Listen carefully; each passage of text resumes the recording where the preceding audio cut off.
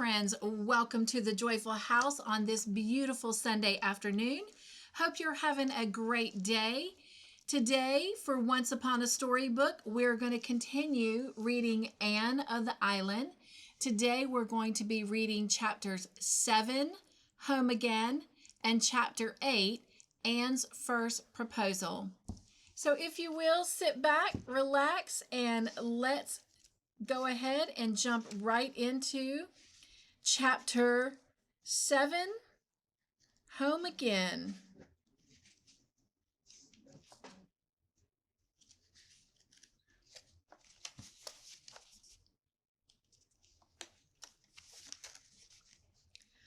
Those first 3 weeks at Redmond had seemed long, but the rest of the term flew by on wings of wind. Before they realized it, the Redmond students found themselves in the grind of Christmas examinations, emerging therefrom more or less triumphantly. The honor of leading in the freshman class fluctuated between Anne, Gilbert, and Philippa.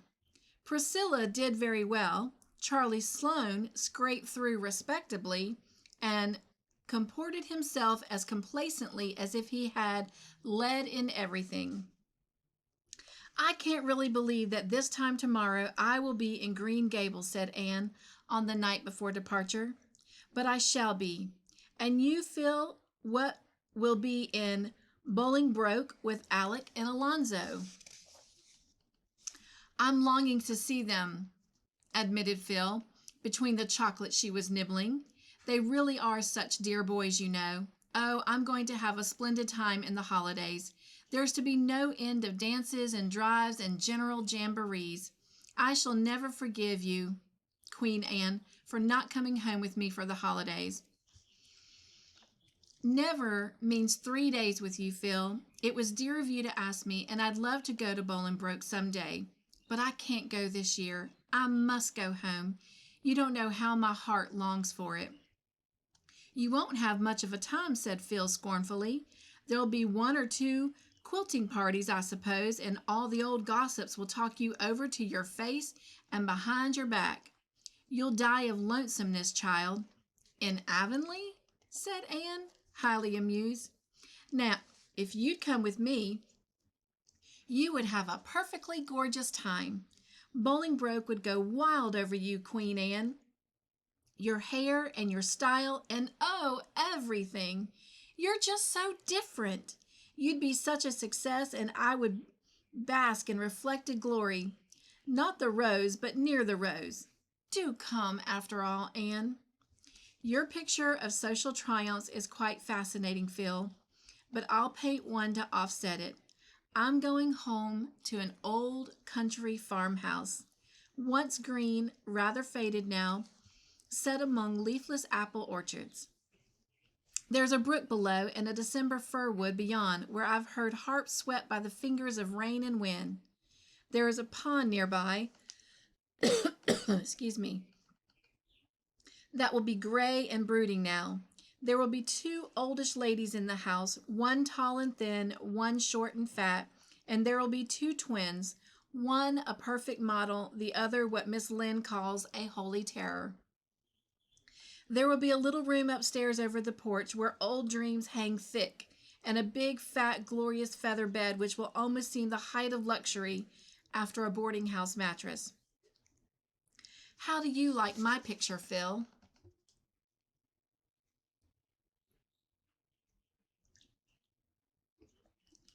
"It seems a very dull one," said Phil, with a grimace. "Oh, but I've left out the transforming thing," said Anne softly. "There'll be love, Phil. Faithful, tender love, such as I'll never find anywhere else in the world. Love that's waiting for me. That makes my picture a masterpiece, doesn't it? Even if the colors are not very brilliant." Phil silently got up, tossed her box of chocolates away, went up to Anne, and put her arms around her. "Anne, I wish I was like you," she said soberly. Diana met Anne at the Cromarty station the next night, and they drove home together under silent, star-sown depths of sky. Green Gables had a very festal appearance as they drove up the lane. There was a light in every window. The glow breaking out through the darkness like flame-red blossoms swung against the dark background of the haunted wood. And in the yard was a brave bonfire with two gay little figures dancing around it, one of which gave an unearthly yell as the buggy turned in under the poplars. "Davy means that for an Indian war whoop," said Diana. "Mr. Harrison's hired boy taught it to him, and he's been practicing it up to welcome you with. Miss Lynn says it has worn her nerves to a frazzle. He creeps up behind you, you know, and then just lets go. He was determined to have a bonfire for you, too. He's been piling up dry branches for a fortnight and pestering Marilla to be let pour some kerosene oil over it before setting it on fire. I guess she did by the smell. Though Miss Lynn said up to the last day that Davy would blow himself and everybody else up if he was let." Anne was out of the buggy by this time, and Davy was rapturously hugging her knees, while even Dora was clinging to her hand. "Isn't that a bully bonfire, Anne? Just let me show you how to poke it. See the sparks? I did it for you, Anne, 'cause I was so glad you was coming home." The kitchen door opened and Marilla's spare form darkened against the inner light.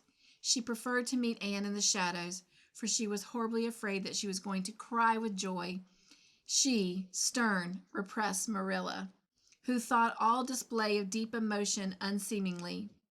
Mrs. Lynde was behind her, sonsy, kindly, matronly as of yore. The love that Anne had told Phil was waiting for her surrounded her and enfolded her with its blessing and its sweetness. Nothing, after all, could compare with old ties, old friends, and old Green Gables. How starry Anne's eyes were as they sat down to the loaded supper table. How pink her cheeks, how silver clear her laughter. And Diana was going to stay all night, too. How like the dear old times it was. And the rosebud tea set graced the table. With Marilla, the force of nature could no further go. "I suppose you and Diana will now proceed to talk all night," said Marilla sarcastically, as the girls went upstairs. Marilla was always sarcastic after any self-betrayal. "Yes," agreed Anne gaily, "but I'm going to put Davy to bed first. He insists on that." "You bet," said Davy as they went along the hall. "I want somebody to say my prayers to again. It's no fun saying them alone." "You don't say them alone, Davy. God is always with you to hear you." "Well, I can't see him," objected Davy. "I want to pray to somebody I can see, but I won't say them to Miss Lynde or Marilla. There now." Nevertheless, when Davy was garbed in his gray flannel nightly, he did not seem in a hurry to begin. He stood before Anne, shuffling one bare foot over the other, and looked undecided. "Come, dear, kneel down," said Anne. Davy came and buried his head in Anne's lap, but he did not kneel down. "Anne," he said in a muffled voice, "I don't feel like praying after all. I haven't felt like it for a week now. I didn't pray last night nor the night before." "Why not, Davy?" asked Anne gently. You won't be mad if I tell you," implored Davy. Anne lifted the little gray flannel body on her knee and cuddled his head on her arm. "Do I ever get mad when you tell me things, Davy?" "No, you never do. But you get sorry, and that's worse. You'll be awful sorry when I tell you this, Anne, and you'll be ashamed of me, I suppose." "Well, have you done something naughty, Davy, and is that why you can't say your prayers?" "No, I haven't done anything naughty yet, but I want to do it." "Well, what is it, Davy?" "I want to say a bad word, Anne," blurted out Davy with a desperate effort. "I heard Mr. Harrison's hired boy say it one day last week, and ever since I've been wanting to say it all the time, even when I'm saying my prayers." "Say it then, Davy." Davy lifted his flushed face in amazement. "But, Anne, it's an awful bad word." "Say it." Davy gave another incredulous look. Then in a low voice he said the dreadful word. The next minute his face was burying against her. "Oh, Anne, I'll never say it again. Never. I never want to say it again. I knew it was bad, but I didn't suppose it was so... I didn't suppose it was like that." "No, I don't think you'll ever want to say it again, Davy, or think it either. And I wouldn't go about much with Mr. Harrison's hired boy if I were you. He can make bully war whoops, said Davy, a little regretfully. But you don't want your mind filled with bad words, do you, Davy? Words that will poison it and drive out all that is good and manly. No, said Davy, owl-eyed with introspection. Then don't go with those people who use them. And now, do you feel as if you could say your prayers, Davy? Oh, yes, said Davy, eagerly wriggling down on his knees. I can say them now all right. I ain't scared now to say if I should die before I wake like I was when I was wanting to say that word. Probably Anne and Diana did empty out their souls to each other that night, but no record of their confidences had been preserved.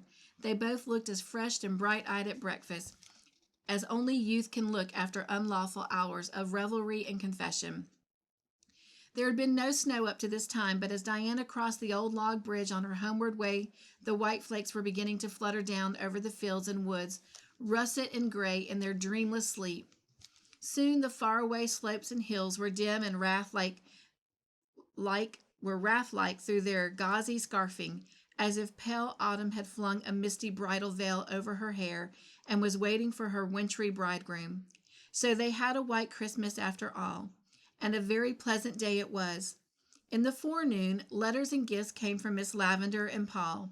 Anne opened them in the cheerful Green Gables kitchen, which was filled with what Davy, sniffing in ecstasy, called pretty smells. Miss Lavendar and Mr. Irving are settled in their new home now, reported Anne. I am sure Miss Lavendar is perfectly happy. I know it by the general tone of her letter. But there's a note from Charlotta the Fourth. She doesn't like Boston at all, and she is fearfully homesick. Miss Lavendar wants me to go through to Echo Lodge some day when I'm home and light a fire to air it and see that the cushions aren't getting moldy. I think I'll get Diana to go over with me next week, and we can spend the evening with Theodora Dix. I want to see Theodora. By the way, is Ludwig Speed still going to see her? They say so, said Marilla, and he's likely to continue it. Folks have given up expecting that the courtship will arrive anywhere. I'd hurry him up a bit if I was Theodora. Excuse me, sorry about that. That's what, said Miss Lynde, and there is not the slightest doubt but that she would. There was also a characteristic scrawl from Philippa, full of Alec and Alonzo, what they said and what they did and how they looked when they saw her. But I can't make my mind up yet which to marry, wrote Phil. I do wish you would come with me to decide for me. Someone will have to. When I saw Alec, my heart gave a great thump, and I thought, he must be the right one. And then when Alonzo came, thump went my heart again. So that's no guide, though. It should be, according to all the novels I've ever read. Now, Anne, your heart wouldn't thump for anybody but the genuine Prince Charming, would it? There must be something radically wrong with mine, but I'm having a perfectly gorgeous time. How I wish you were here. It's snowing today, and I'm rapturous. I was so afraid we'd have a green Christmas, and I'd loathe them. You know, when Christmas is a dirty, gray, browny affair, looking as if it had been left over 100 years ago and had been in soak ever since, it is called a green Christmas. Don't ask me why. As Lord Dundreary says, there are some things no felleth can understandeth. And did you ever get on a streetcar and then discover that you hadn't any money with you to pay your fare? I did the other day. It was quite awful. I had a nickel with me when I got on the car. I thought it was in the left pocket of my coat. When I got settled down comfortably, I felt for it, and it wasn't there. I had a cold chill. I felt in the other pocket, not there. I had another chill. Then I felt in a little inside pocket, all in vain. I had 2 chills at once. I took off my gloves, laid them on the seat, and went over all my pockets again. It was not there. I stood up and shook myself and then looked on the floor. The car was full of people who were going home from the opera, and they all stared at me, but I was past caring for a little thing like that. But I could not find my fare. I concluded I must have put it in my mouth and swallowed it inadvertently. What? I didn't know what to do. Would the conductor, I wonder, stop the car and put me off in ignominy and shame? Was it possible that I could convince him that I was merely the victim of my own absent-mindedness and not an unprincipled creature trying to obtain a ride upon false pretenses? How I wish that Alec or Alonzo were there, but they weren't because I wanted them. If I hadn't wanted them, they would have been there by the dozen, and I couldn't decide what to say to the conductor when he came around. As soon as I got one sentence of explanation mapped out in my mind, I felt nobody would believe me, and I must compose another. It seemed there was nothing to do but trust in Providence, and for all the comfort that gave me, I might as well have been the old lady who, when told by the captain during a storm that she must put her trust in the Almighty, exclaimed, "Oh, Captain, is it as bad as that?" Just as the conventional moment when all hope has fled and the conductor was holding out his box to the passenger next to me, I suddenly remembered where I'd put that wretched coin of the realm. I hadn't swallowed it after all. I meekly fished it out of the index finger of my glove and poked it in the box. I smiled at everybody and felt that it was a beautiful world. The visit to Echo Lodge was not the least pleasant of many pleasant holiday outings. Anne and Diana went back to it by the old way of the beech woods, carrying a lunch basket with them. Echo Lodge, which had been closed ever since Miss Lavendar's wedding, was briefly thrown open to wind and sunshine once more, and firelight glimmered again in the little rooms. The perfume of Miss Lavendar's rose bowl still filled the air. It was hardly possible to believe that Miss Lavendar would not come tripping in presently, with her brown eyes astar with welcome, and that Charlotta the Fourth, blue of bow and wide of smile, would not pop through the door. Paul, too, seemed hovering around with his fairy fancies. It really makes me feel a little bit like a ghost revisiting the old-time glimpses of the moon, laughed Anne. Let's go and see if the Echoes are at home. Bring the old horn. It is still behind the kitchen door. The Echoes were at home over the White River, as silver clear and multitudinous as ever, and when they had ceased to answer, the girls locked up Echo Lodge again and went away to the perfect half hour that follows the rose and the saffron of a winter sunset. All right, before we go into Chapter 8, Anne's first proposal, this would be a good time to do our joy word. So your joy word is going to appear actually over here. And, all right, as you can see on the screen, your joy word is openness. Openness, O-P-E-N-N-E-S-S.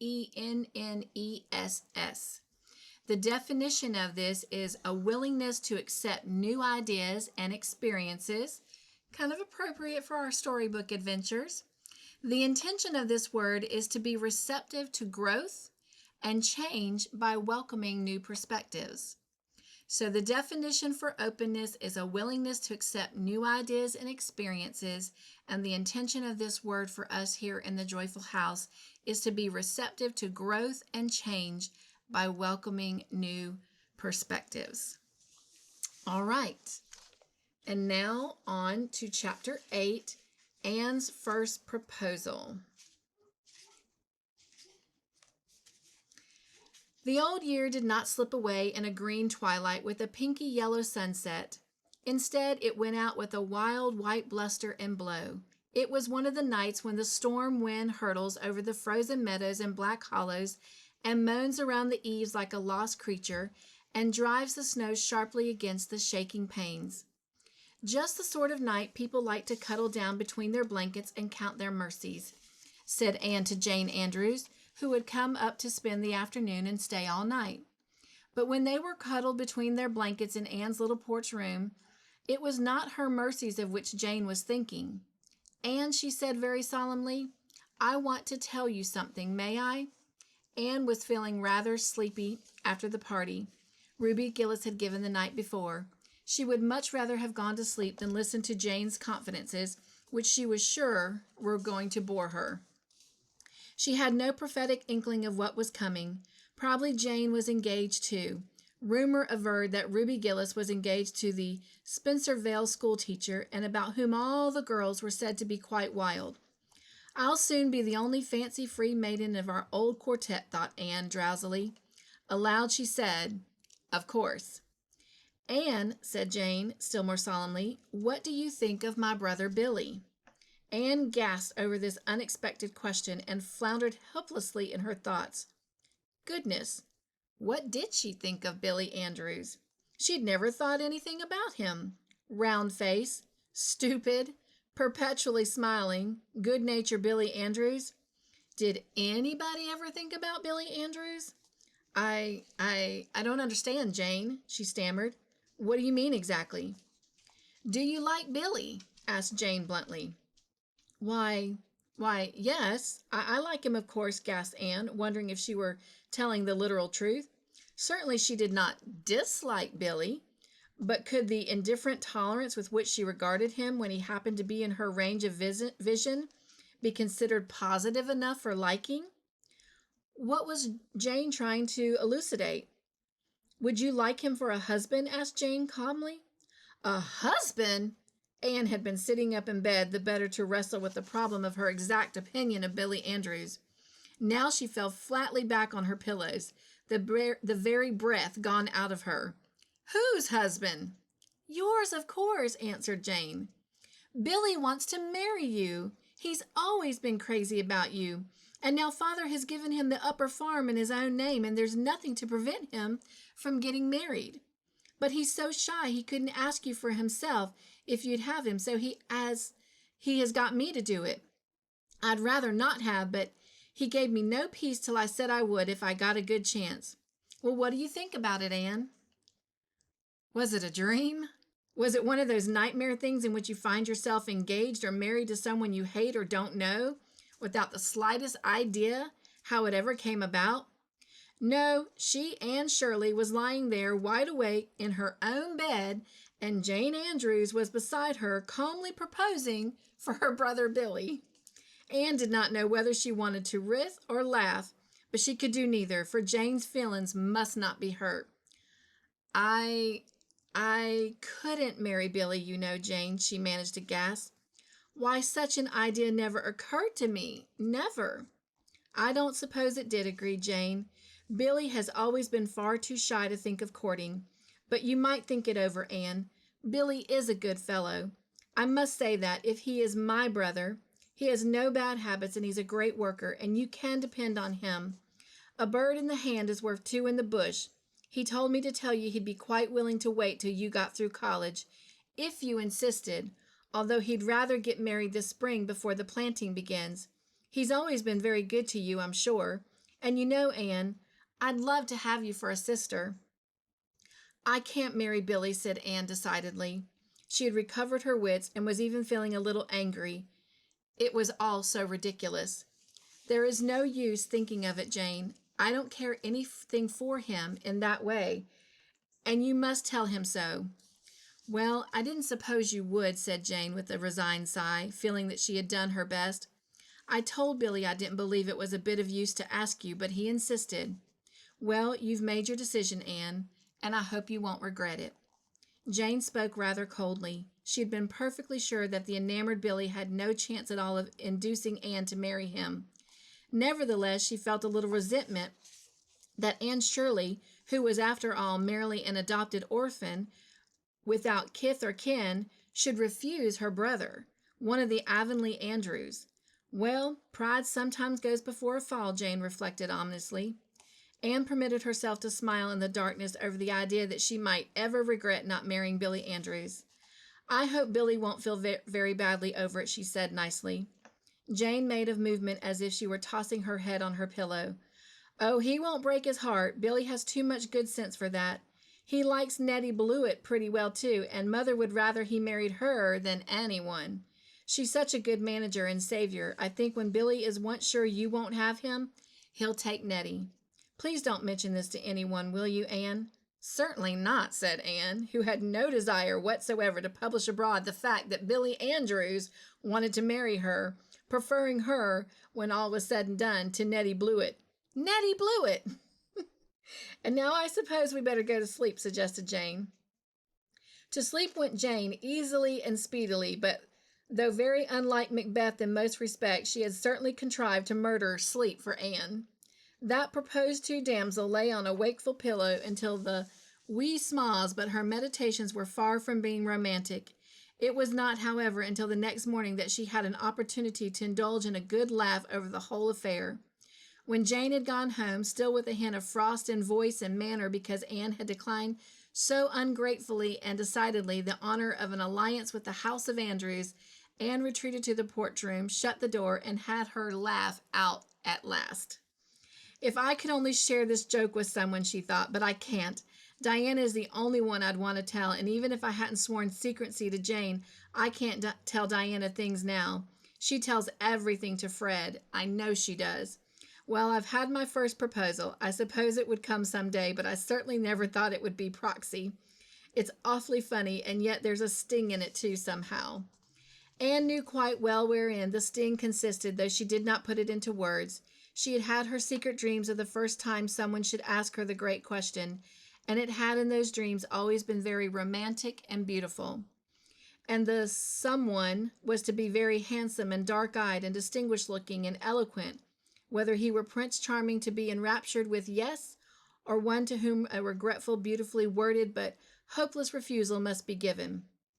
If the latter, the refusal was to be expressed so delicately that it would be next best thing to acceptance, and he would go away after kissing her hand, assuring her of his unalterable, lifelong devotion, and it would always be a beautiful memory to be proud of and a little sad about also. And now this thrilling experience had turned out to be merely grotesque. Billy Andrews had got his sister to propose for him because his father had given him the upper farm, and if Anne wouldn't have him, Nettie Blewett would. There was romance for you, with a vengeance. Anne laughed and then sighed. The bloom had been brushed from one little maiden dream. Would the painful process go on until everything became prosaic and humdrum? Well, thank you for joining me for this storybook adventure. I hope that you enjoyed these 2 chapters as much as I did. And I look forward to meeting you right here next Sunday for our next 2 chapters as we continue reading the 3rd book of the Anne of Green Gables series, Anne of the Island. Until next time, be joyful, stay crafty in your own way, make your own joyful creations, and be the joy in everything you do. Nugs and joy, my friends. Mwah.